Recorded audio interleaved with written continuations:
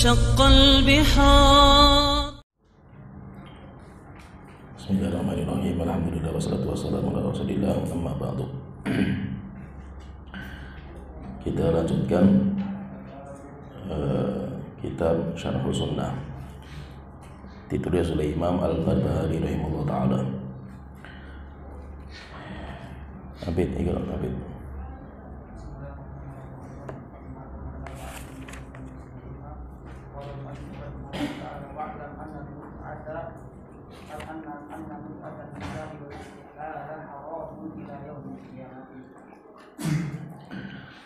Qala al-mu'allif rahimahullah ta'ala wa alam annal mut'ata ay mut'atan nisa wal istihlala haramun ila yaumil qiyamah. Sesungguhnya mut'ah yaitu nikah mut'ah dan nikah istihlal atau namanya nikah tahlil haram sampai hari kiamat. Di sini ada model dua pernikahan yang dibatalkan di dalam agama kita, yaitu nikah mut'ah. Nikah mut'ah yaitu nikah tanpa wali dengan batasan waktu tertentu. Nikah mut'ah. Kemudian yang kedua nikah istihlal. Istihlal itu adalah nikah untuk menghalalkan istri itu dengan istri yang pertama. Maksudnya ketika seorang wanita sudah ditolak sampai 3 kali tolak perceraian, maka wanita itu menjadi bain. Wanita itu menjadi bain. Jadi tidak boleh kembali lagi kepada suami. Jadi kalau sudah perceraian sampai 3 kali, perceraian pertama, kedua itu namanya tolak roj'i, masih boleh kembali. Dan kembalinya itu kalau sebelum masa selesai iddah, selesai, maka boleh kembali langsung dengan ucapan atau dengan perbuatan, yaitu ucapan rujuk atau perbuatan, yaitu menggauli istrinya. Tetapi kalau sudah selesai masa iddah, maka harus dengan akad yang baru. Kalau sudah selesai masa iddah. Tapi masih boleh rujuk walaupun sudah puluhan tahun. Misalkan cerai pertama, kalimat cerai sudah diucapkan oleh suami, setelah itu mereka berpisah misalkan 10 tahun baru mereka ingin rujuk. Boleh tidak rujuk? Boleh, karena masih perceraian pertama. Tetapi kalau sudah selesai masa iddah, 3 kali haid, suci dari haid, maka harus ada akad yang baru, pernikahan yang baru. Kalau sampai mengatakan lagi cerai lagi, yaitu sampai ketiga, maka yang ketiga itu dinamakan dengan tolak bain. Kalau tolak bain itu tidak boleh kembali kepada suami. Istri itu tidak boleh kembali kepada suaminya sampai si istri itu menikah dengan laki-laki lain, kemudian sampai berhubungan intim, sampai diceraikan, dan sampai selesai masa iddah. Jika sudah, misalkan ini wanita sudah ditolak bain, kemudian wanita itu selesai masa iddah tolak, maka kemudian datang seorang laki-laki untuk menikahi dia. Kemudian setelah pernikahan, kemudian berhubungan intim, dicerai sama laki-laki itu, maka wanita itu nunggu masa iddah. Kalau masa iddah selesai, maka boleh kembali kepada suami yang pertama. Kalau kembali kepada suami yang pertama, maka dimulai dari awal, sehingga kalau seandainya nanti suami menceraikan lagi, jatuh perceraian pertama. Jadi yang membatalkan perceraian, ucapan pertama, kedua, ketiga, yang membatalkan itu adalah wanita itu menikah dengan laki-laki lain sampai berhubungan intim. Kalau menikah walaupun sudah akad tapi belum berhubungan intim, maka belum boleh kembali kepada suami yang pertama, harus sampai berhubungan intim. Nah ini maksudnya itu orang kedua, laki-laki kedua yang menikahi wanita itu, jika tujuannya supaya wanita itu halal kembali kepada suami yang pertama, maka itu dinamakan dengan nikah tahlil. Orang nikah tujuannya bukan untuk selamanya bersama wanita itu, tapi supaya dia itu bisa kembali kepada suami yang pertama yang menceraikan. Ini semuanya sudah dibatalkan dalam agama kita. Pembatalan seperti ini, pembatalan hukum, itu dinamakan dengan nasakh. dinamakan dengan nasakh. Maka nasakh itu nanti ada dua, ada nasikh, dalil yang menghapus hukum yang lain, itu namanya nasikh. Kemudian kedua ada namanya mansukh. Mansukh, dalil atau hukum yang sudah dihapus. Dan nanti nasikh mansukh itu nanti terbagi menjadi dua. Terbagi menjadi dua. Yang pertama, nasikh kulli atau nasakh kulli, yaitu menghapus secara totalitas, yaitu datangnya Nabi Muhammad SAW. Nabi Muhammad SAW datang, maka beliau menghapus semua agama sebelumnya. Maka siapa saja yang dia itu beragama sebelumnya, datang Nabi Muhammad nggak beriman sama Rasulullah, maka dia kafir. Kenapa? Karena Yahudi, Nasrani, dan semua agama sebelumnya sudah dihapus totalitas dengan datangnya Rasulullah SAW. Nasakh seperti ini, nasakh dengan datangnya Nabi terakhir, Nabi Muhammad, itu namanya nasakh kulli. Kemudian nasakh yang kedua itu namanya nasakh juz'i. Juz'i itu penghapusan pada agamanya Nabi Muhammad sendiri. Jadi ada sebuah hukum di dalam agama Islam dihapus dengan hukum yang lain. Itu yang kita bahas, nasikh dan mansukh itu nanti yang itu. Dan nasikh mansukh itu nanti di dalam agama kita itu nanti terbagi menjadi tiga. Yang pertama, ada yang dinasakh, yang paling sering dinasakh hukum tapi lafadznya masih ada. Itu yang paling banyak dalam Al-Quran, paling banyak itu. Jadi ada sebuah ayat yang ayat itu menunjukkan sebuah hukum tertentu. Kemudian datang sebuah ayat lain yang menghapus hukumnya, tapi lafadz yang dihapus itu masih ada. Jadi masih ada, lafadznya itu masih ada, tapi sudah tidak boleh kita amalkan. Yaitu apa? Dihapus hukumnya, tapi lafadznya nggak dihapus. Lafadznya masih ada. Yang kedua, model yang kedua itu dihapus lafadznya dan hukumnya masih ada. Jadi lafadznya sudah nggak ada, lafadznya sudah tidak ada, tapi hukumnya itu masih berlaku. Yang dihapus itu lafadznya. Kemudian yang ketiga, nasakh hukum dan lafadz. Jadi lafadznya dihapus, hukumnya juga dihapus, dua-duanya. Nah, jadi perhatikan di sini ya, berarti nasakh itu nanti ada dua. Tadi kita sebutkan ada dua, nasakh kulli dan juz'i. Kalau kulli itu agama, totalitas. Datanya Rasulullah menghapus semuanya. Maka sering dalam Al-Quran itu Allah Ta'ala membatalkan beberapa syariat-syariat sebelum Islam. Contohnya Allah Ta'ala mengatakan wa anta jma'u bainal ukhtaini illa ma qad salaf.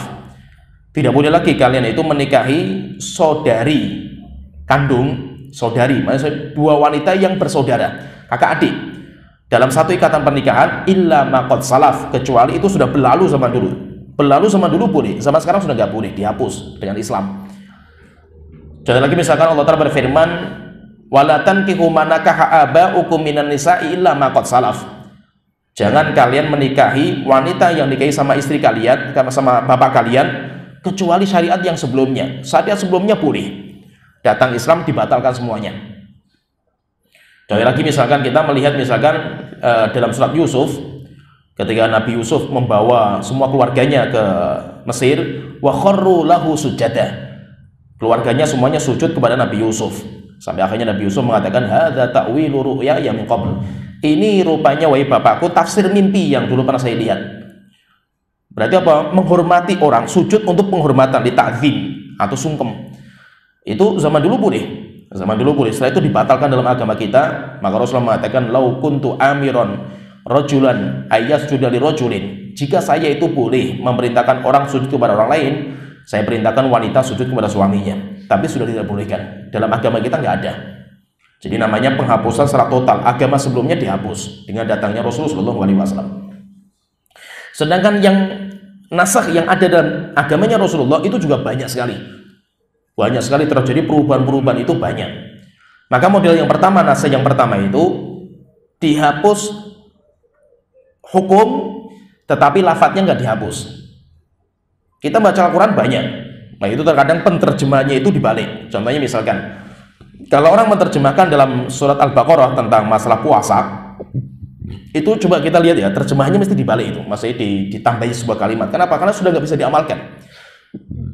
Allah Ta'ala mengatakan wa 'alal ladzina yutiqunahu fidyatun tu'amu miskin.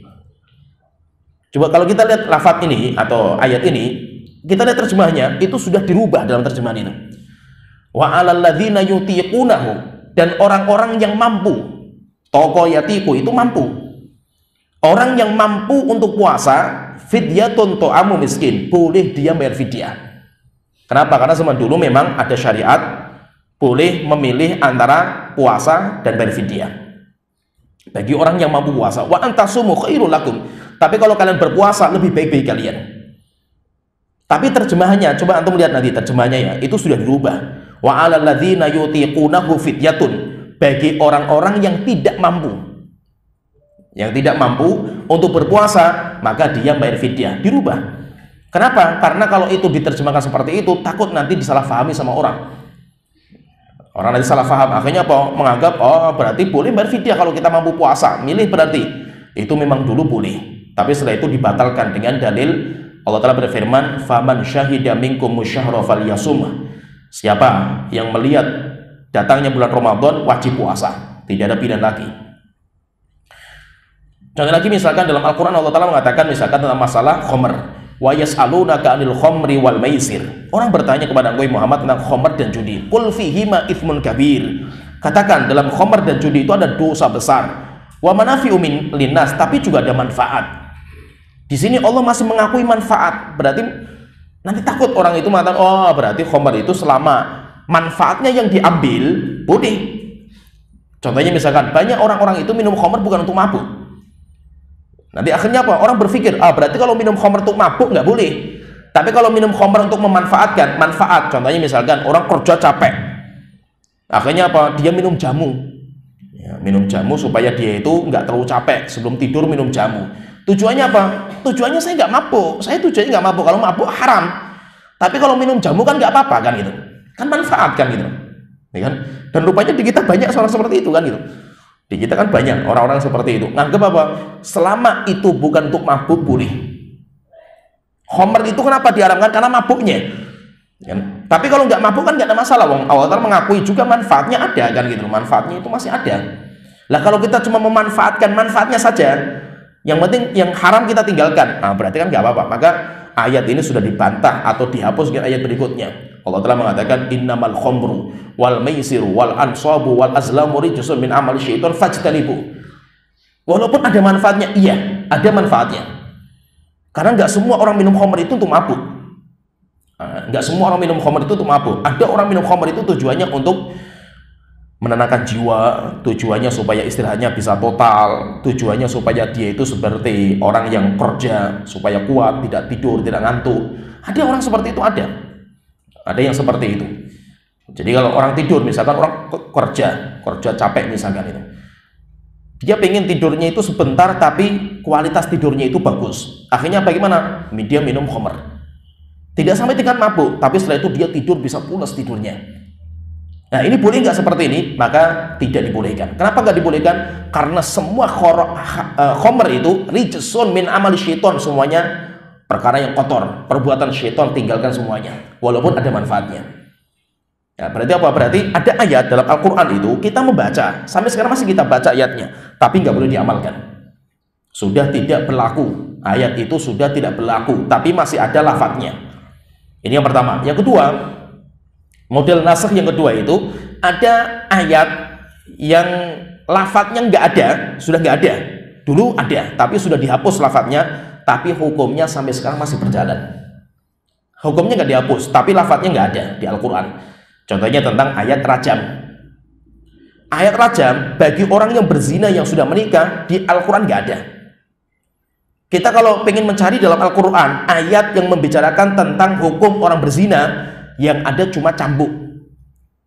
Az-zaniyatu waz-zani fajlidu kulla wahidin minhuma mi'atal jaldah. Laki-laki dan perempuan yang berzina, cambuk mereka 100 kali cambukan. Di sini Allah hanya mengatakan az-zani waz-zaniyatu. Entah dia sudah muhsan maupun yang belum. Sudah muhsan itu sudah menikah atau belum menikah. Tidak ada perincian dalam masalah ini. Sehingga apa berarti apa? Nanti ada orang mengatakan, oh berarti rajam itu nggak ada, Al-Qurannya sudah nggak ada. Nah, kita katakan memang rajam itu ayatnya sudah nggak ada di Al-Quran, tapi hukumnya tidak dihapus. Dulu sempat ada ayat dalam Al-Quran itu, dan para sahabat membaca dalam sholat mereka. Lafaz itu pernah mereka baca. Yaitu Allah Ta'ala berfirman, asy-syaikhu wa syaikhatu idza zanaya farjumuhuma albattah. Laki-laki, perempuan yang sudah syekh itu sudah menikah maksudnya itu. Laki-laki, perempuan yang sudah menikah, idza zanaya, kalau mereka berdua berzina, farjumuhuma, rajamlah mereka. Tapi lafaz ini sudah nggak ada di Al-Quran. Sudah nggak ada di Al-Quran. Tapi hukum rajam nggak dihapus. Sampai hari kiamat masih ada. Nah itu Umar bin Khattab sampai beliau mengatakan, jika saya tidak takut orang-orang mengatakan nanti Umar merubah Al-Quran, akan saya berikan catatan kaki di dalam Al-Quran itu. Bahwasanya di sini dulu sempat ada lafaz ayat tentang hukum rajam bagi orang berzina. Jangan sampai nanti ada orang yang datang kemudian mengatakan hukum rajam itu nggak ada di Al-Quran. Memang nggak ada, sudah dihapus lafadznya itu, tapi hukumnya tidak dihapus. Ya, jadi ada yang modelnya nasakh itu dinasakh lafadz, tapi hukumnya tidak dihapus, hukumnya masih ada. Kemudian yang ketiga, ada juga yang modelnya itu dihapus lafadz dan hukumnya. Lafadznya sudah nggak ada, hukumnya sudah nggak berlaku lagi, karena dihapus dengan dalil yang lain. Contohnya tentang masalah asyuru rodoatin yushbikna. Dulu ada ayat seperti itu. Jadi dalam Al-Quran itu sempat ada ayat asyuru rodoatin yushbikna tentang masalah rodoah. 10 kali sedotan yang mengenyangkan. Masalah sedotan itu, rodoat itu memang masalah khilafiyah. Banyak ulama yang mengatakan rodoah itu yang dinamakan dengan asyuru rodoatin. Rodoah itu apa? Yaitu ketika bayi itu nyusu sampai dia kenyang dan dengan keinginan sendiri dia itu meninggalkan puting susu. Itu dianggap satu. Itu baru dianggap satu, mengenyangkan, itu anggap satu. Yushbikna, masih yushbiknya itu mengenyangkan. Sampai dia kenyang baru dianggap satu. Nanti kalau nyusu lagi yang kedua, dianggap dua. Ya, sampai kalau ayat dulu itu namanya asyuru rodoatin, 10 kali rodoah susuan yushbikna yang mengenyangkan. Lafadz ini sudah nggak ada di Al-Quran. Lafadznya sudah dihapus. Terus hukumnya masih berjalan nggak? Tidak. Lafadznya dihapus, hukumnya juga dihapus. Dihapus dengan, kata Aisyah mengatakan, nusikhna bi khamsi rodoatin yushbikna. Dihapus dengan hukum 5 kali susuan. Sehingga kalau zaman dulu itu sampai 10 kali, setelah itu sekarang hukumnya itu sudah nggak berlaku. Sekarang yang ada cuma 5 kali susuan, baru menjadi laki-laki atau anak itu menjadi anak yang mahram bagi ibu susuan. Jadi tidak sekedar nyusu setelah itu jadi anak mahram, bukan. Itu sampai 5 kali 5 kali rodoah, yaitu 5 kali rodoah. Memang rodoahnya itu nanti khilaf, apakah itu cuma sekedar nyedot sekali sedotan 1, 2 kali sedotan 2, atau itu sampai mengenyangkan. Wallahu alam, kalau pendapat yang paling kuat itu sampai mengenyangkan. Sampai mengenyangkan. Maksudnya kenyang itu maksudnya apa? Ketika bayi itu meninggalkan puting susu dengan keinginan sendiri, itu baru mengenyangkan. Kalau tidak sampai mengenyangkan, maka tidak dihitung. Nah, berarti mut'ah, demikian juga istihlal, nikah tahlil, itu semuanya sudah nggak ada di agama kita, sudah dibatalkan. Walaupun mut'ah itu dulu pernah ada, Rasulullah pernah membolehkan, tetapi setelah itu dihapus sampai hari kiamat, sehingga tidak dibolehkan lagi sampai hari kiamat. Zaman dulu dibolehkan. Iqra. Assalamualaikum warahmatullahi wabarakatuh. Bani Hashim fadlahum wa liqarabatihim Rasulillah sallallahu alaihi wasallam. Wa'rif fadla Quraisy wal Arab wa jami'il afqadi wa'rif qadrahum wa huquqahum fil Islam wa maula al-qaumi minhum wa ta'arraf li sa'irin nasi haqqahum fil Islam. Kalau mu'allif rahimahullah, wa'rif li Bani Hashim fadlahum. Ketahuilah bahwasanya Bani Hashim itu memiliki kemuliaan. Jadi ketahuilah kemuliaan mereka. Liqarabatihim min Rasulillah sallallahu alaihi wasallam. Yang pertama, karena mereka itu karib kerabatnya Rasulullah sallallahu alaihi wasallam. Wa'rif fadla Quraisy. Demikian juga ingatlah, ketahuilah keutamaan orang Quraisy. Wal Arabi wa jami'il afkhad. Demikian juga orang-orang Arab dan semua keturunan-keturunannya. Fa'rif qadrahum wa huquqahum fil Islam. Ketahuilah derajat mereka dan keutamaan mereka dalam Islam. Wa maulal qaumi minhum, dan maulal qaum itu yaitu orang-orang yang dibebaskan dari mereka. Quraisy, misalkan orang Quraisy membebaskan sebuah budak. Budaknya mereka kemudian dibebaskan, itu namanya maula. Wa ta'araf li sa'irin nasi haqqahum fil Islam, dan ketahuilah kemuliaan seseorang dalam Islam, yaitu kalau orang itu punya jasa, kita harus ingat jasa mereka.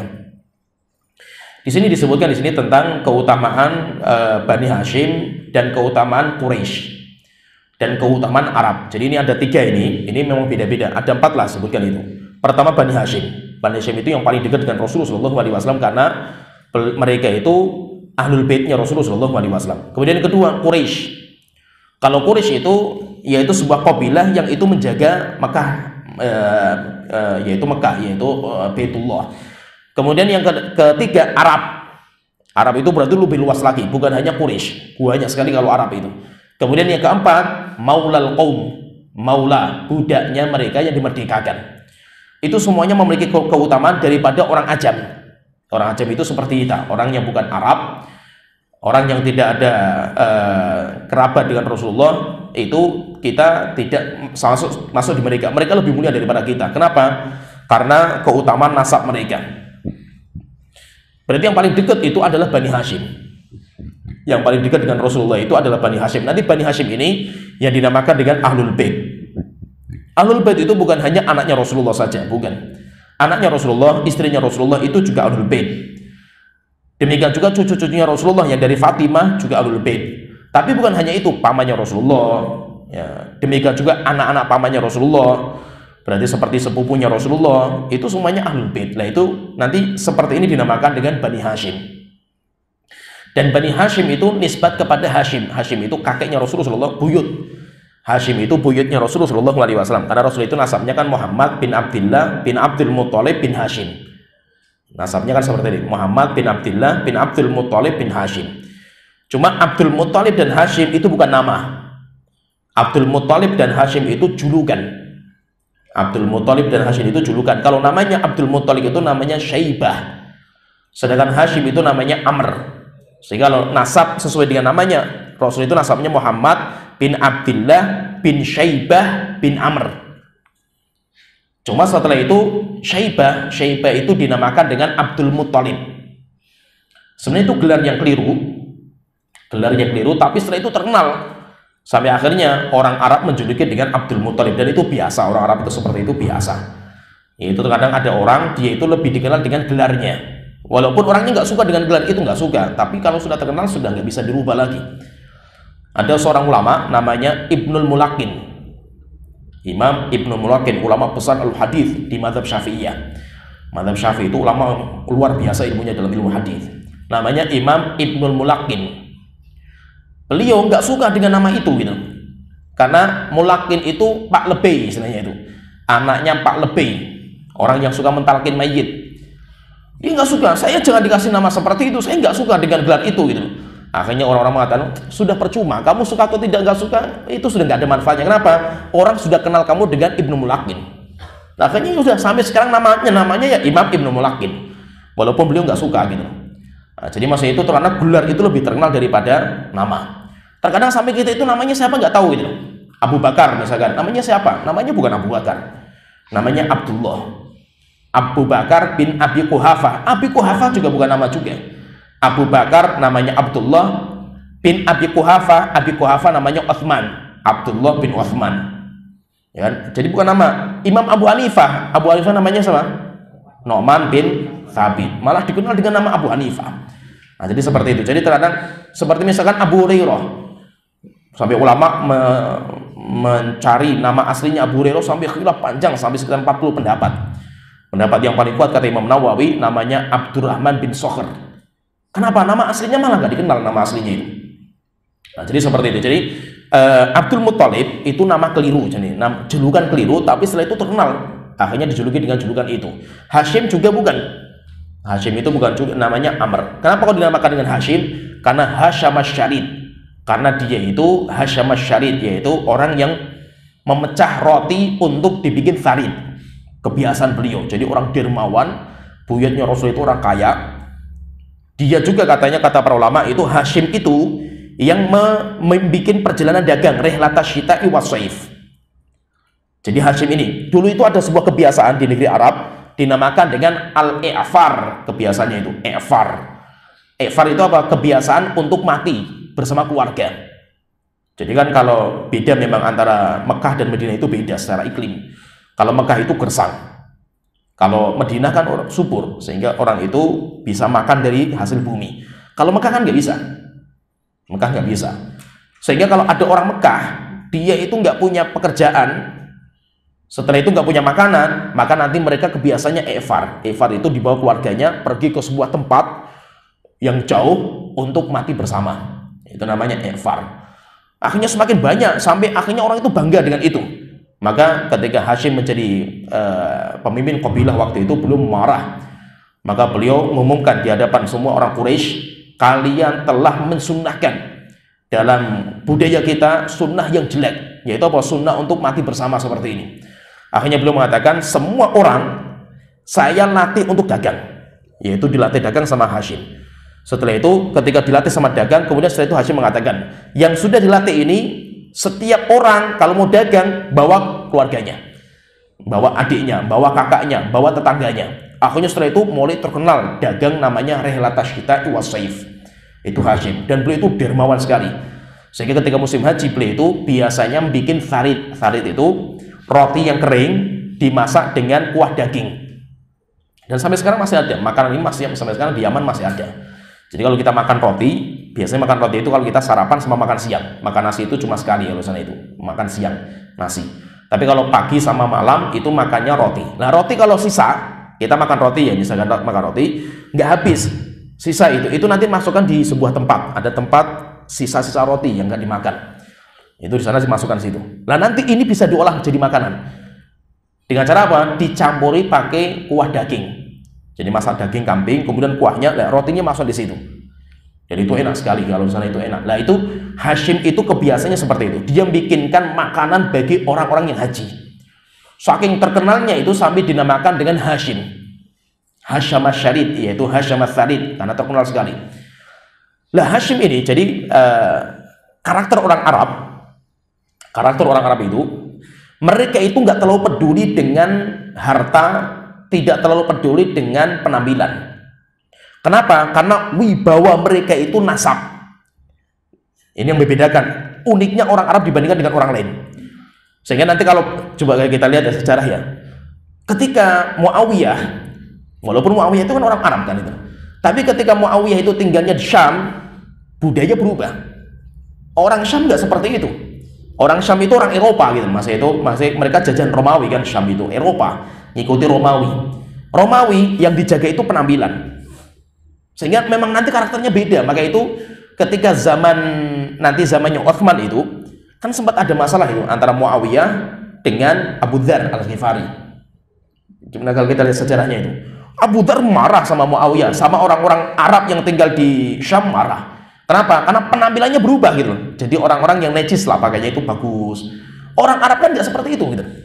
Orang Arab itu nggak peduli pakaian. Sampai sekarang gitu. Orang Arab itu masalah kayak gitu nggak terlalu peduli. Yang peduli itu mereka nasab. Nasab dijaga mereka ini. Sehingga mereka itu berbangga dengan nasab. Masalah harta nggak penting. Masalah mereka itu. Masalah harta enggak, karena itu bukan standar ketokohan seseorang. Tokohnya seseorang itu karena nasabnya. Sehingga orang Arab itu kalau sudah punya orang yang ditokohkan dan sangat dihormati, jadi kebiasaan mereka itu kayak orang kerajaan lah itu, model kerajaan itu pasti yang mereka hormati setelah itu adalah anaknya. Jadi kecintaan mereka itu nggak bisa berganti, tidak bisa berpaling, itu nggak bisa gitu. Ketika mereka sudah cinta kepada si A, orang Arab membanggakan si A, pasti anaknya itu sangat dihormati. Jadi mereka seperti itu. Jadi anak keturunan raja lah, anak keturunan ketua kabilah itu sangat mereka agungkan. Nah ceritanya itu Hashim itu orang yang paling mereka hormati. Orang Arab paling dihormati ya Hashim, karena beliau adalah orang yang paling tinggi nasabnya. Secara nasab, kekayaan, kedermawanan itu luar biasa Hashim ini, buyutnya Rasulullah ini. Nah suatu ketika Hashim itu pergi berdagang ke Syam. Di tengah jalan beliau itu mampir ke Madinah. Di Madinah beliau menikah dengan seorang wanita. Kemudian setelah itu wanita itu hamil. Kemudian setelah itu Hashim melanjutkan perjalanan. Setelah itu Hashim itu meninggal. Orang Arab itu cintanya sama Hashim luar biasa. Akhirnya ketika Hashim meninggal dunia, diganti sama adiknya. Adiknya Hashim namanya Muthalib. Nah, jadi adiknya Hashim itu namanya Muthalib. Sehingga setelah itu Muthalib muncul menjadi ketua suku. Tapi orang Arab nggak bisa, hatinya itu berpindah ke Muthalib itu nggak bisa gitu loh. Tetap ke Hashim. Karena bagaimanapun namanya figuritas itu nggak bisa dibangun sekejap, nggak bisa. Figuritas itu pembangunnya lama. Sehingga ketika mereka sudah cinta sama Hashim sudah nggak bisa diganti. Adiknya nggak bisa diganti. Akhirnya mereka itu, orang Arab itu ketika Muthalib dia menjadi pemimpin, jadi Muthalib pun paham gitu. Orang Arab itu nggak seperti cintanya mereka sama Hashim. Akhirnya Muthalib ini sadar. Maka dia itu mencari berita apakah Hashim itu punya anak. Anak laki-laki maksudnya itu. Setelah itu mendapatkan informasi Hashim itu menikah dengan seorang wanita dari Madinah. Nah itu kenapa kok Rasulullah itu ketika pulang dari Halimah Sa'diyah kan sama ibunya diajak ke Madinah. Kenapa? Karena Rasulullah punya akhwal. Akhwal itu apa? Saudara atau paman dari keluarganya ibu. Saudaranya ibu lah gitu. Saudaranya nenek kan gitu. Itu dari orang-orang Madinah. Sehingga Rasulullah punya hubungan erat dengan Madinah. Nah akhirnya jadi Hashim ini Muthalib ketika mendengar kabar kalau Hashim itu menikah dengan seorang wanita dan punya anak laki-laki, maka dicari sampai ke Madinah. Kemudian dapat informasi valid bahwasanya ada seorang wanita yang itu istrinya Hashim. Akhirnya didatangi. Benar nggak kamu itu menikah dengan Hashim? Iya. Benar nggak kamu itu hamil dari pernikahan itu memiliki anak laki-laki? Iya. Setelah itu dia tanya mana anaknya, maka ditunjukkan namanya Syaibah. Kenapa kok namanya Syaibah itu? Karena ketika lahir rambutnya itu putih, yaitu namanya akhirnya dinamakan sama ibunya dengan Syaibah. Nanti yang terkenal dengan julukan namanya Syaibatul Hamdi. Jadi julukannya Syaibatul Hamdi. Akhirnya ya sudah di lobi sampai akhirnya minta sama ibunya, pokoknya ini anak mau dibawa ke Mekah karena untuk melanjutkan kekuasaan bapaknya, yaitu wibawa bapaknya. Awal kali nggak mau ibunya, tapi di lobi terus sampai akhirnya mau. Ketika mau diajaklah pulang sama Muthalib ke Mekah, diboncengkan di belakang. Ketika diboncengkan di belakang, namanya perjalanan dari Madinah ke Mekah itu jauh perjalanan, sehingga Syaibah itu kusut, rambutnya kusut, kemudian wajahnya kusut, kemudian wajahnya itu kayak sedih gitu. Namanya orang berpisah dengan ibunya gitu. Akhirnya orang-orang Mekah mengira, oh ini budak yang baru diberi sama Muthalib. Akhirnya setelah itu dijuluki apa? Abdul Muthalib, budaknya Muthalib. Setelah itu Muthalib menjelaskan, enggak, ini bukan budak saya, ini itu anaknya Hashim, namanya Syaibah. Mereka nggak peduli, wes ini Abdul Muthalib sajalah gitu. Setelah itu apa? Dari zaman dulu sampai sekarang terkenalah namanya Abdul Muthalib. Paham ya? Jadi Abdul Muthalib itu bukan nama, tapi dia itu julukan yang keliru sebenarnya. Namanya Syaibah. Nah, keluarganya, anak-anaknya dari Hashim itu punya keturunan banyak, dan anak-anaknya itu namanya Bani Hashim. Bani Hashim. Lah nanti Nabi Muhammad termasuk di situ. Nabi Muhammad termasuk keturunan dari Bani Hashim. Jadi Bani Hashim itu kayak keturunan nanti kan banyak, karena Abdul Muthalib punya 10 anak laki-laki. Berarti kan banyak sekali itu, banyak sekali. Akhirnya terkenal setelah itu keluarganya ini dinamakan dengan Bani Hashim. Nah, jadi intinya ini Bani Hashim itu seperti itu, namanya Bani Hashim. Nah, Bani Hashim itu yang nanti dinamakan dengan Ahlul Bait. Ahlul Baitnya Rasulullah SAW. Keluarganya Rasulullah SAW. Berarti Ahlul Bait itu bukan hanya anaknya Rasulullah dari keturunan Fatimah, bukan. Seperti Imam Syafi'i itu Ahlul Bait, tapi nasabnya bukan kembali kepada keturunan Fatimah, bukan. Jauh. Yaitu tidak sampai ke situ, tapi jauh. Tapi itu termasuk juga namanya Ahlul Bait. Jadi Ahlul Bait itu lebih luas. Kemudian kalau Quraisy itu juga bukan nama, tapi itu adalah gelar. Nanti terjadi khilaf di antara para ulama, Quraisy itu yang mana? Karena nasabnya Rasul itu kan panjang. Itu gelar yang mana? Itu nanti terjadi khilaf. Tapi itu bukan nama. Kenapa kok dinamakan dengan Quraisy? Banyak khilaf di antara para ulama nama itu. Ada yang mengatakan Quraisy itu karena dia itu jamaah. Qorosha, jadi kalau kita membaca atau di kamus, Qorosha qaf, ra, shin, sha itu artinya banyak sekali. Dari korosha yang artinya macam-macam ini, maka Quraisy pun juga artinya macam-macam. Kenapa kok dinamakan orang itu dengan Quraisy? Sampai akhirnya terkenal. Ada yang mengatakan Quraisy itu karena jamaah. Karena dia itu yang bisa mengumpulkan kabilah-kabilah kecil di Arab yang terpencar-pencar menjadi satu. Itu biasanya dinamakan dengan Quraisy.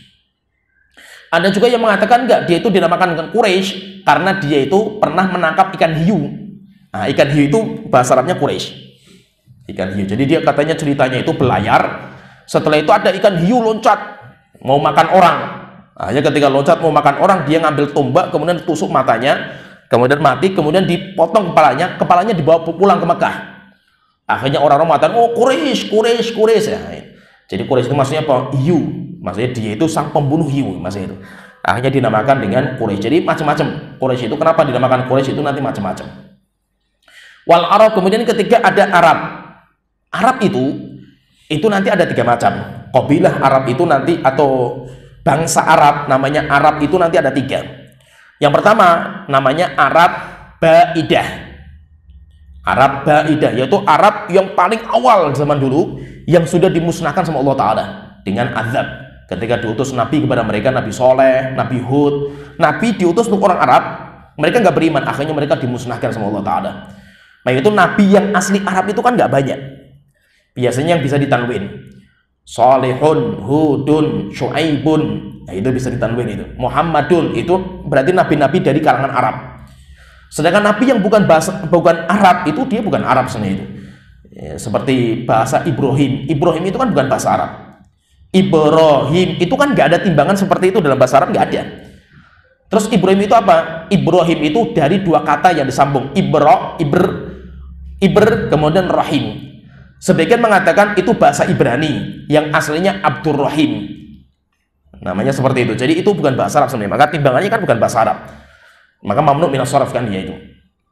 Tapi kan yang nama Arab itu kan yang ada tanwinnya, Syuaibun, Salihun, Hudun. Nah, nabi-nabi ini, Nabi Saleh, Hud, Syuaib, itu dia itu dikirim ke orang-orang Arab.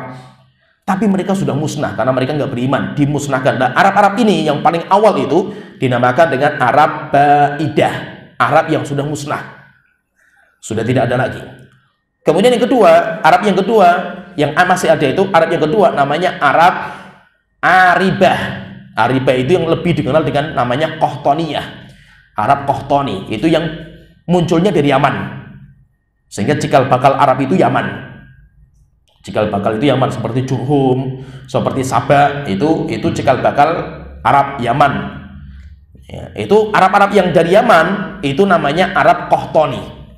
Qahtaniyah sampai sekarang masih ada. Orang-orang yang gelarnya Qahtani kan masih ada Qahtani. Syekh Sa'ad Al-Qahtani yang ngarang Hisnul Muslim kan Qahtani itu. Jadi sampai sekarang masih ada Qahtani, itu yaitu orang yang nasabnya kembali ke Qahtan. Kemudian yang ketiga itu Arab Musta'rabah. Arab Musta'rabah itu Arab sejak zaman Nabi Ismail. Nabi Ismail kan sebenarnya bukan Arab, tapi beliau pindah ke Mekah.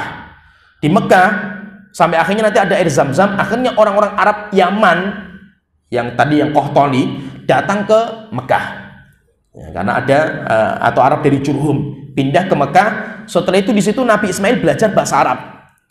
Tapi ketika belajar bahasa Arab akhirnya fataqal Arab. Nabi Ismail itu kata Rasulullah, dia yang membuka bahasa Arab fusha. Sehingga bahasa Arab fusha yang sekarang masih kita pakai di Al-Qur'an dan hadis itu bahasa Arabnya Nabi Ismail. Sejak zaman Nabi Ismail sampai sekarang itu nggak berubah, bahasa Arab fusha nggak berubah.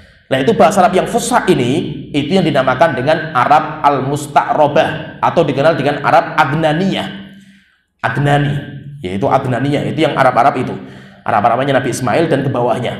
Sehingga Arabnya Mekah, Madinah atau Nabi Muhammad itu Al-Qur'an dan hadis itu adalah Arab yang Adnaniyah. Arab yang Adnaniyah. Jadi nanti perbedaannya di situ. Jadi itu semuanya orang Arab. Semuanya orang Arab, sehingga orang Arab itu luas sekali, besar, orang Arab itu besar. Qala mu'allifu rahimahullah ta'ala wa arifatul ansar, dan ketahuilah, kenalilah keutamaan orang-orang Ansar. Wa wasiyata Rasulillah sallallahu alaihi wasallam fihim, dan orang-orang yang diwasiati sama Rasulullah tentang mereka, kebaikan mereka. Wa alir Rasul, dan keutamaan keluarganya Rasul. Fala tasubbuhum, jangan sekali-kali mencela mereka. Wa arifadlahum wa karomatihim, kenalilah keutamaan mereka dan karomahnya mereka. Wa jironahu min ahlil madinati, dan tetangga-tetangga mereka dari orang-orang ahlul Madinah. Fa'rifadlahum, kenalilah keutamaan mereka. Ya, ini berbicara tentang orang Ansor. Mencintai orang Ansor dan mengetahui keutamaan mereka itu termasuk ciri keimanan seorang muslim. Oleh itu Rasulullah mengatakan ayatul munafiki bughdul ansor, ciri orang munafik benci kepada orang Ansor. Wa ayatul mu'min hubbul ansor, ciri kemukminan seseorang itu adalah cinta kepada orang Ansor. Rasulullah SAW juga beliau bersabda, usikum bil ansor, saya wasiatkan kalian untuk menjaga sahabat Ansorku. Fa innakum karoshi, karena mereka itu pasukanku. Wa aibati, dan mereka itu tungganganku, yaitu yang akan membawa saya. Waqad qadul ladzi alaihim, dan mereka telah menunaikan kewajiban mereka.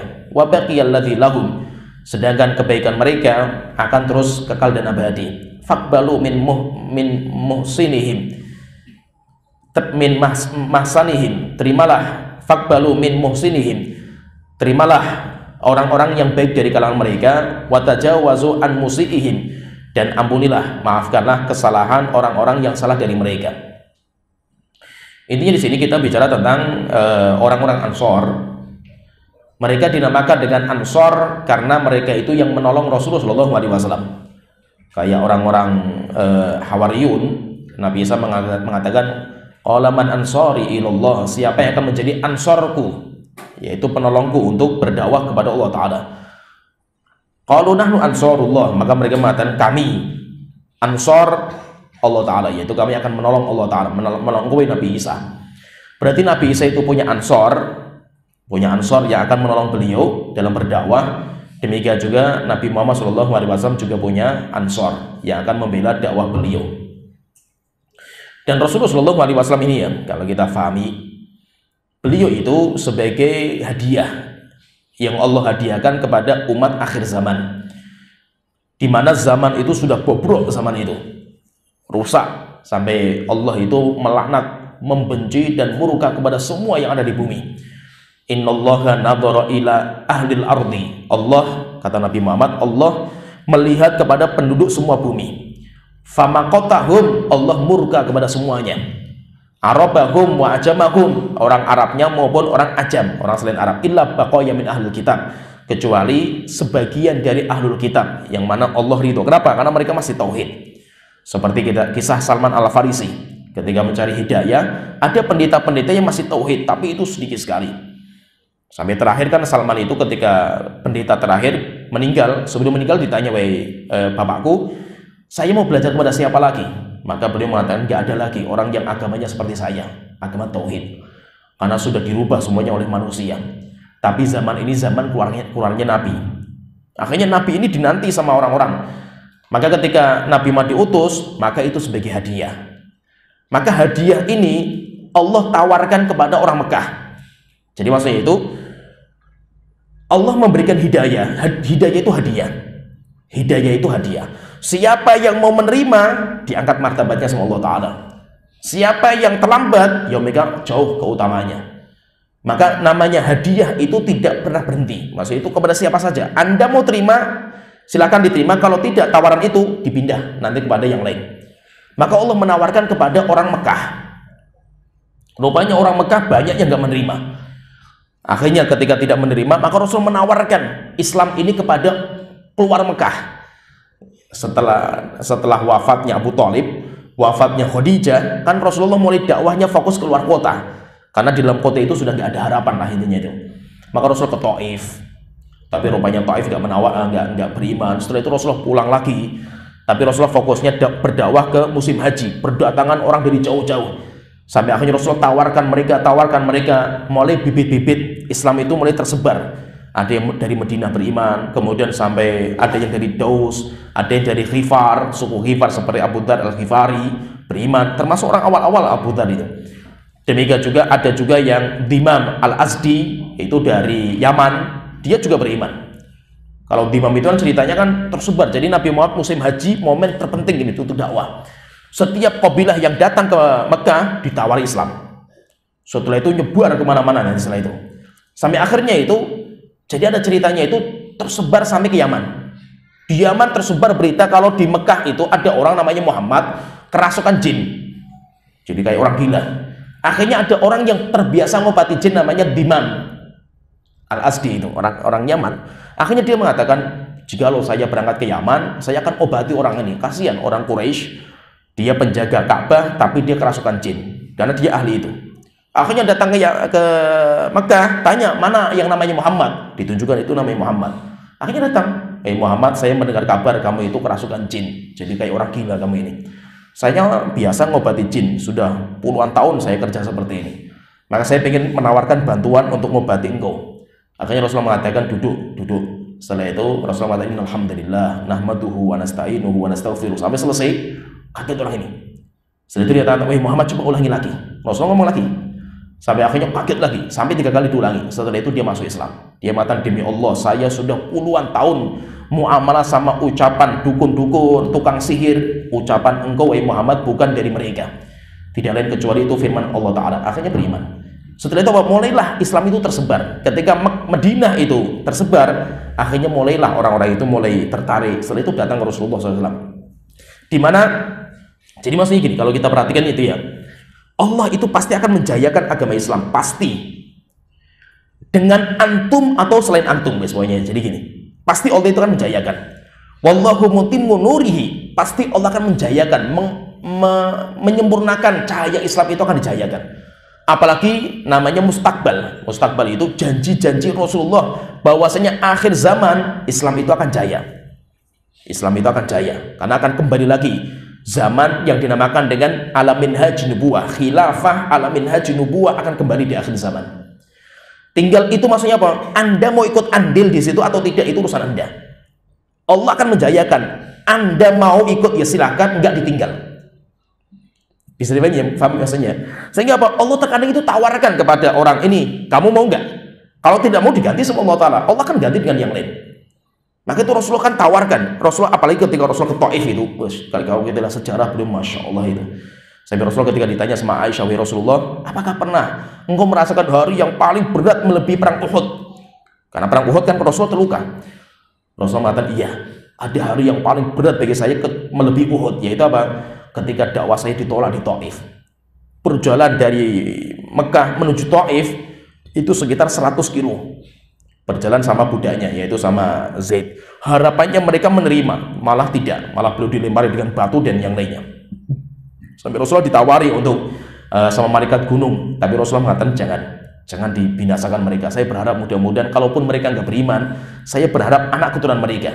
Berarti apa? Fahami ya di sini. Kalau kita lihat faedahnya itu, dakwah itu harapannya panjang. Kita itu nggak perlu mikirkan hasil sekarang. Jadi dakwah itu kayak kita itu kayak bikin bangunan. Anda bisa satu batu saja sudah alhamdulillah gitu. Kayak kita itu bangun sebuah istana besar, saya bisa meletakkan satu batu dalam sebuah kejayaan Islam itu sudah saya alhamdulillah. Saya nggak harus melihat istana yang megah itu jadi gitu. Kenapa? Karena dakwah itu mimpi-mimpi besar, kayak peradaban yang luar biasa dakwah itu. Sehingga apa? Sehingga kita itu nggak harus melihat hasilnya sekarang. Coba kalau kita lihat Rasulullah itu kan mimpinya panjang sekali itu. Rasulullah itu terus memberikan motivasi kepada para sahabat, jika kamu nanti umurnya panjang, kamu nanti akan melihat seperti ini. Islam pasti akan jaya. Islam pasti akan jaya. Padahal zaman itu Islam itu nggak ada apa-apanya gitu. Tapi Rasulullah memberikan motivasi kepada para sahabat. Maka Rasulullah harapannya apa? Orang Taif nggak apa-apa sekarang nggak beriman. Saya berharap mudah-mudahan Allah mengeluarkan dari anak keturunan mereka orang-orang yang beriman kepada Allah Ta'ala. Tapi mau berapa tahun nunggunya kan gitu. Berarti apa? Menunjukkan dakwah itu proses yang panjang sekali. Mungkin 100 tahun, 200 tahun, atau mungkin sampai cicit-cicit kita baru bisa merasakan dakwah kita. Sedangkan kita itu kayak istilahnya kayak bikin pondasi dulu lah itu. Kita bikin pondasi itu sudah alhamdulillah dalam kejayaan Islam. Nanti akan melengkapi anak kita. Mungkin anak kita yang meletakkan batu-batunya. Anak kita tumbang belum ada apa-apa. Setelah itu datang lagi anaknya, anak kita, cucu kita mulai bangun ke atas. Terus sampai akhirnya nanti sampai berapa keturunan, 10 keturunan, baru bangunan itu sempurna. Nggak apa-apa. Kenapa? Karena proses panjang dakwah itu nggak semudah membalikkan tangan dakwah itu. Nah, kalau kita melihat itu, Allah itu akan menawarkan hidayah ini kepada siapa yang Allah inginkan pertama. Ini ada tawaran. Maka Allah pertama kali tawarkan kepada orang Mekah. Orang Mekah banyak mereka yang masuk Islam, tapi rupanya lebih banyak yang nggak beriman. Akhirnya apa? Orang-orang yang mau berjuang untuk Islam di awal-awal pahalanya luar biasa, dan itu nggak ada yang bisa menandingi. Tidak ada yang bisa menandingi. Mereka manusia terbaik yang pertama kali nanti akan masuk surga, dan itu nggak ada yang bisa mengalahkan. Sampai walaupun orang-orang itu lebih hebat, itu ada orang yang nanti masuk Islam di akhir-akhir lebih hebat, tidak bisa menandingi. Sampai Allah telah mengatakan, Rasulullah mengatakan, la tasubu ashabi, jangan mencela sahabatku. Jika seandainya kalian menginfakkan satu gunung emas Uhud, satu gunung Uhud emas, tidak akan sama sodakohnya dengan 2 genggaman tangan sahabatku. Yaitu apa? Sahabat-sahabat yang awal masuk Islam. Perjuangan luar biasa mematikan. Setelah itu ketika ditawarkan kepada orang Mekah nggak mau, ya sudah. Akhirnya Allah akan mencarikan orang yang akan memperjuangkan. Subhanallah ya, dalam pendapat sebagian ulama, tapi ini khilaf, ini masalah khilafiyah. Jadi surat jin itu inna sami'na qur'anan ajaba, yaitu jin-jin yang mendengar Rasulullah itu kapan itu? Kapan? Demikian juga dalam surat Al-Ahqaf itu, wa isarafna ilaika nafaran minal jinni yastami'una al-Qur'an. Itu kapan terjadi? Itu kapan? Maka Imam Ibnu Katsir ketika membahas masalah ini juga khilaf, bantah-bantahan masalah ini. Ada yang mengatakan ini terjadi di awal-awal Islam, tapi ada yang mengatakan enggak. Ada beberapa riwayat yang menjelaskan kalau ini terjadi ketika Rasul itu pulang dari Taif. Jadi masih gini, Rasulullah pulang dari Taif dalam kondisi Rasulullah sedih sekali karena orang Taif nggak menerima dakwah beliau. Akhirnya Allah akan mencarikan orang yang akan membela dakwah beliau. Rupanya Allah mencarikan generasi jin. Ini jin ini nggak sengaja juga, ini jin dari Nasibin. Jadi jin-jin ini diutus sama ketua kabilahnya untuk mencari informasi kenapa mereka itu nggak bisa mencuri berita langit. Akhirnya mereka itu nyasar, yang datang ke yaitu nyasar. Ketika nyasar, mereka itu ketika subuh itu melihat ada orang sholat subuh. Akhirnya tertarik, ini siapa ini? Akhirnya mereka turun, kemudian mendengar. Ketika mendengar, mereka mengatakan ansitu, ayo diam-diam, dengarkan baik-baik apa yang dibaca sama orang ini. Falamma qudiya wallau ila qaumihim mundirin. Ketika selesai, orang jin-jin ini beriman. Setelah itu dia itu pulang kampung dan dia memberikan peringatan sebagai pemberi peringatan, dan satu kampung beriman. Setelah itu satu kampung jin beriman. Nabi Muhammad itu nggak tahu ya. Setelah itu diturunkan ayat itu sebagai gambaran, wahai Muhammad, kamu berdakwah ke Taif, orang Taif nggak beriman, tenang saja. Rupanya apa? Jin-jin itu pada masuk Islam. Sampai akhirnya kan nanti ada namanya Lailatul Jin, yang terkenal sekali hadisnya itu, Lailatul Jin, yaitu Rasulullah dipanggil sama jin-jin yang beriman itu, yang mereka berdakwah di kampung jin dan mereka sudah masuk Islam. Akhirnya Rasulullah datang ke sana. Sampai Abdullah bin Mas'ud ditanya, ya Abdullah bin Mas'ud, apakah engkau hadir ketika Rasulullah itu berjumpa dengan para jin? Namanya Lailatul Jin. Itu pertemuan kedua. Yang pertama Rasulullah nggak tahu kalau ada jin yang mendengar bacaan Quran beliau. Rasulullah nggak tahu. Mereka beriman, mereka pulang ngajak jin-jin beriman, akhirnya berbondong-bondong masuk Islam. Setelah itu Rasulullah diminta untuk datang ke sana memberikan nasihat. Maka Rasulullah ditanya, Abdullah bin Mas'ud, apakah kamu itu ikut kejadian seperti itu? Enggak. Cuma kami waktu itu berjaga di Mekah. Ini masih di Mekah, belum di Medina. Kami di Mekah berjaga karena saya takut Nabi Muhammad itu diculik di malam hari. Akhirnya para sahabat berjaga. Biasa para sahabat seperti itu, yang malam itu berjaga. Sampai kami itu kehilangan Rasulullah. Sampai kami itu khawatir, Rasulullah kemana, kok dicari nggak ada gitu. Sampai kami tidak bisa tidur semalam suntuk karena kami khawatir Nabi Muhammad mungkin diculik sama mereka. Akhirnya tiba-tiba ketika kami sudah khawatir semua, sebelum subuh, waktu-waktu sahar itu Rasulullah datang. Akhirnya Rasulullah, ada apa ini? Akhirnya Rasul cerita, datang utusan jin kepada saya dan mengabarkan kalau ada rombongan jin itu yang masuk Islam dan mereka minta saya untuk memberikan nasihat. Maka saya ke sana. Maka Rasul menawarkan, kalau kamu ingin tahu saya itu di mana, saya tunjukkan. Saya tunjukkan bekas-bekas apinya mereka, kemudian bagaimana bekas bekal makanannya mereka. Akhirnya ikut Abdullah bin Mas'ud melihat, ditunjukkan ini tempat duduknya mereka, bekas apinya, bekas makanannya. Setelah itu Rasulullah mengingatkan tentang tulang. Jadi tulang, makanan mereka, bekalnya mereka itu tulang yang disebutkan nama Allah Ta'ala. Dan makanan bagi binatang yang mereka itu adalah kotoran binatang manusia. Sehingga Rasulullah melarang, jangan kalian itu istinja dengan tulang dan kotoran binatang, karena itu makanan bagi saudara kalian. Jadi maksudnya itu apa? Ketika orang-orang itu Taif nggak menerima, Allah carikan yang lain. Demikian juga ketika orang-orang Mekah itu nggak mau menerima hidayah, Allah carikan orang. Tiba-tiba apa? Ada beberapa orang dari Madinah itu yang mendengar kabar tentang Nabi yang muncul di Mekah. Mereka mendengar kabar dari orang Yahudi. Orang-orang Yahudi itu mengatakan nanti akan muncul Nabi, dan Nabi ini kita akan beriman dan kita akan membantai kalian orang-orang Arab. Akhirnya orang-orang Madinah itu mendengar kabar. Akhirnya datanglah mereka ke Rasulullah, 6 orang waktu itu. Akhirnya mereka beriman. Setelah itu mengatakan, ya Rasulullah, kami akan janjikan tahun depan kita akan ketemu lagi untuk membaiat kepada engkau. Kami akan mengajak jumlah yang lebih banyak. Akhirnya mereka pulang berdakwah. Ya nggak terlalu banyak yang beriman. Setelah itu datang lagi ke Rasulullah sampai akhirnya nanti ada baiat pertama. Setelah itu mereka menjanjikan, ya Rasulullah, tahun depan kita akan membawa lebih banyak lagi. Akhirnya sampai baiat yang ketiga, baiat yang siap mereka untuk menampung Rasulullah dan para sahabat Muhajirin. Ketika sudah siap, Rasulullah nanti ngutus Mus'ab bin Umair dulu, diutus ke sana, kemudian berdakwah, diterima dakwahnya besar-besaran di Madinah. Akhirnya Rasulullah balik ke sana, yaitu Rasulullah hijrah ke Madinah dengan para sahabat. Akhirnya orang-orang Ansor diangkat derajatnya sama Allah Ta'ala. Sehingga bahwa hidayah itu akan ditawarkan kepada orang Mekah, nggak mau.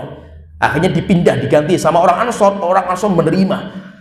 Akhirnya apa? Dua generasi ini nggak bisa dikalahkan. Muhajirin, Ansor tidak bisa dikalahkan. Walaupun nanti akhir-akhir itu Khalid bin Walid masuk Islam, Amr bin As masuk Islam, demikian juga Suhail bin Amr masuk Islam, demikian juga Abu Sufyan bapaknya Muawiyah masuk Islam. Khalid bin Walid luar biasa jasanya terhadap Islam. Sampai dia ketika perang Mu'tah itu perang yang paling sejarah, yang paling hebat lah untuk Islam. Karena Islam itu jumlahnya 3.000 melawan 200.000 pasukan Romawi. Sampai Khalid bin Walid mengatakan, saya ketika perang Mu'tah 9 pedang saya patah semua.